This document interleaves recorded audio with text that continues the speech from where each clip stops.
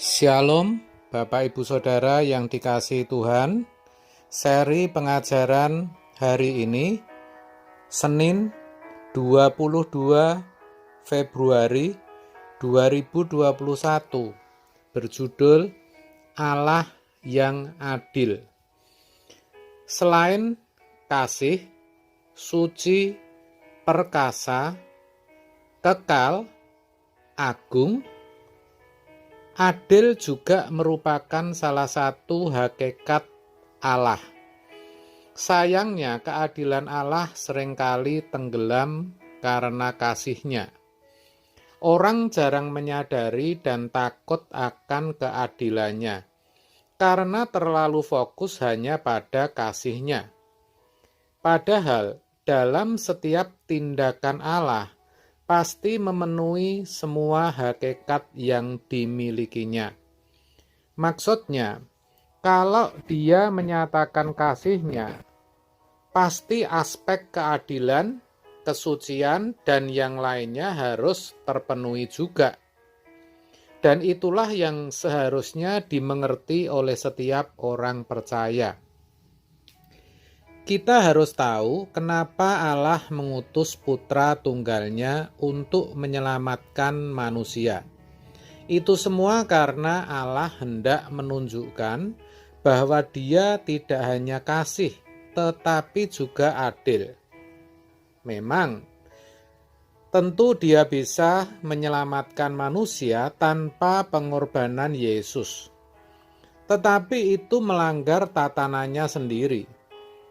Dia sendiri yang berfirman bahwa semua orang berdosa harus dihukum, harus mengalami maut, harus dibinasakan. Roma 6 ayat 23.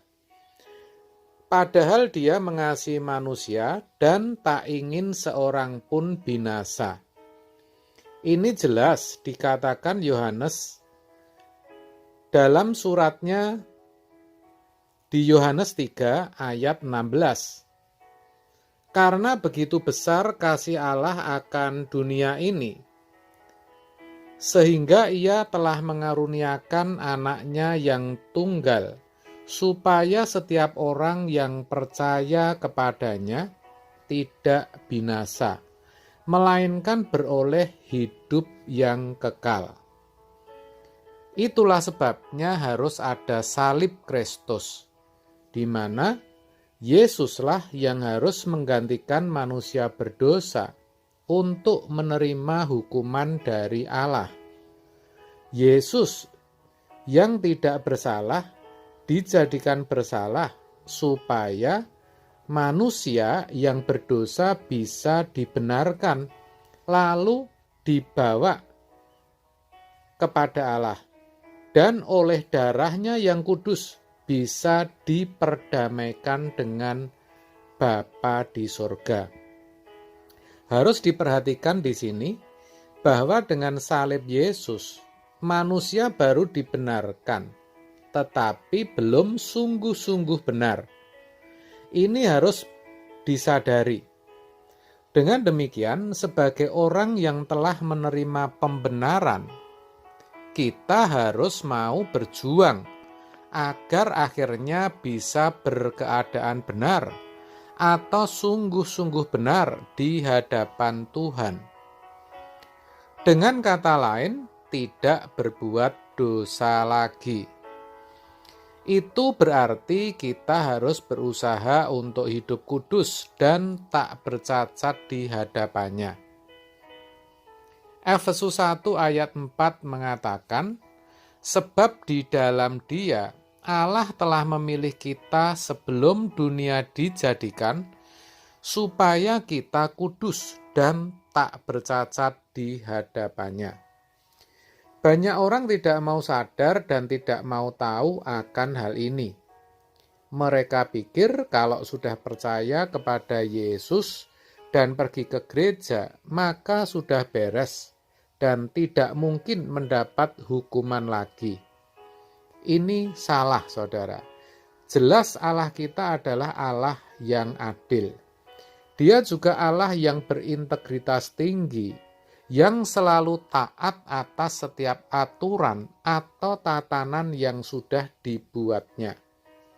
Maka dikatakan dalam Roma 11 ayat 22, sebab itu perhatikanlah kemurahan Allah dan juga kekerasannya, yaitu kekerasan atas orang-orang yang telah jatuh, tetapi atas kamu kemurahannya, yaitu jika kamu tetap dalam kemurahannya, jika tidak, kamu pun akan dipotong juga. Di sini kita dikehendaki tidak hanya memperhatikan kemurahan atau kasihnya saja, melainkan juga kekerasan atau keadilannya. Bangsa Israel sendiri saja yang darah daging Abraham bisa ditolak. Banyak yang mati di padang gurun dan tidak bisa masuk tanah Kanaan. Apalagi kita yang dikatakan sebagai yang dipotong dari cabang pohon zaitun liar. Maksudnya bukan darah daging Abraham. Kita pun pasti bisa ditolak. Sebab itu kita harus selalu ingat bahwa Allah itu tidak hanya kasih, tapi juga adil. Jangan sampai kita sembarangan hidup. Semua harus kita perhatikan, karena sekecil apapun perbuatan salah kita pasti mendatangkan hukuman. Maka Tuhan Yesus berkata dalam Matius 5 ayat 29 sampai 30. Maka jika matamu yang kanan menyesatkan engkau, cungkilah dan buanglah itu. Karena lebih baik bagimu jika satu dari anggota tubuhmu binasa, daripada tubuhmu dengan utuh dicampakkan ke dalam neraka. Dan jika tanganmu yang kanan menyesatkan engkau, penggalah dan buanglah itu.